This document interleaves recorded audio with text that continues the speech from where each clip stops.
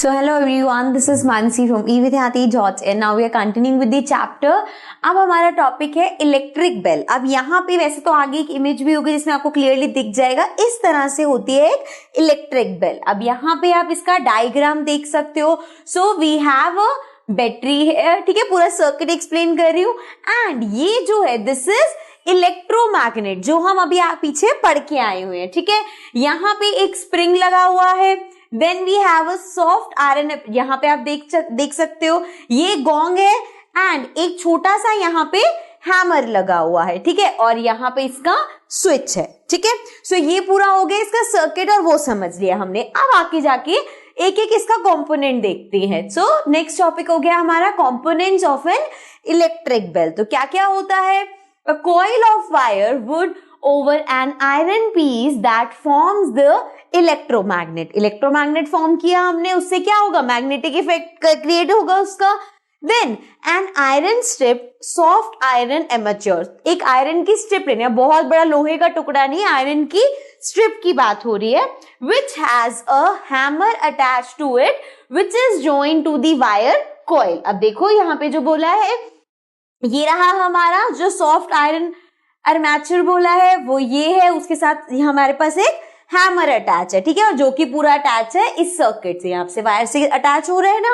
Okay, then आगे है a contact screw through which is attach to the iron strip. अब यहाँ पे एक कॉन्टैक्ट स्क्रू है जिससे वो अटैच है आयरन स्ट्रिप से, जो कि अटैच है.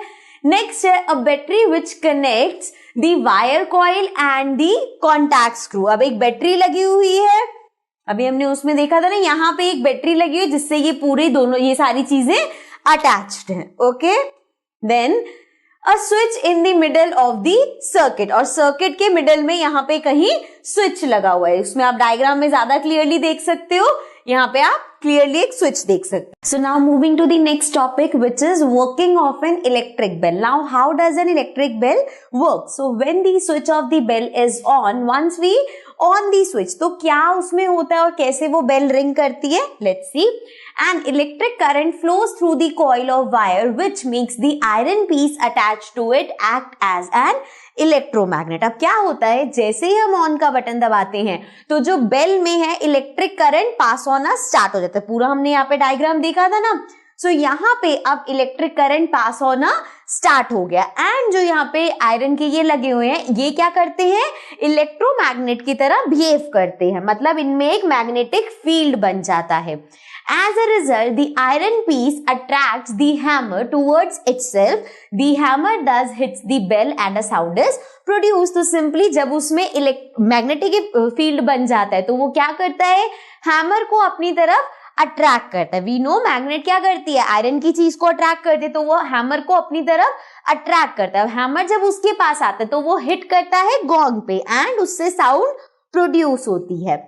Next, as the hammer moves towards the iron piece, it moves away from the contact screw which breaks down the circuit. अब जब यहाँ पे जो हमारा हैमर है, जब वो इसके पास जाता है तो यहाँ पे जो इसका अरेंजमेंट है वो ब्रेक हो जाता है. वो अरेंजमेंट ब्रेक होता है तो क्या होता है? सर्किट जो कंप्लीट सर्किट था जिसमें इलेक्ट्रिक करंट फ्लो हो रहा था, वो सर्किट अब इनकम्प्लीट हो गया है ना.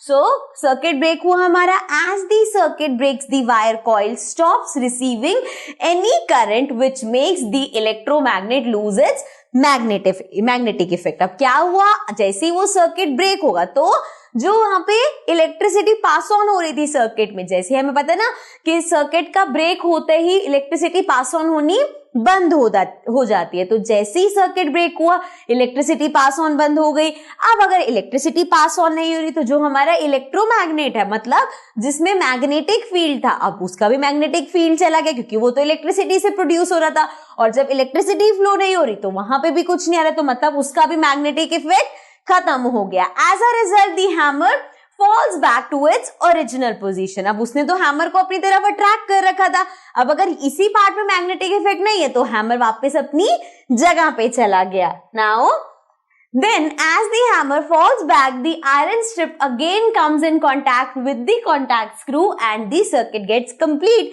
अब जैसे ही वो अपनी पोजीशन पे वापस जाता है तो क्या होता है? फिर से वो अपनी पोजीशन पे आ गया, सर्किट कंप्लीट हो गया.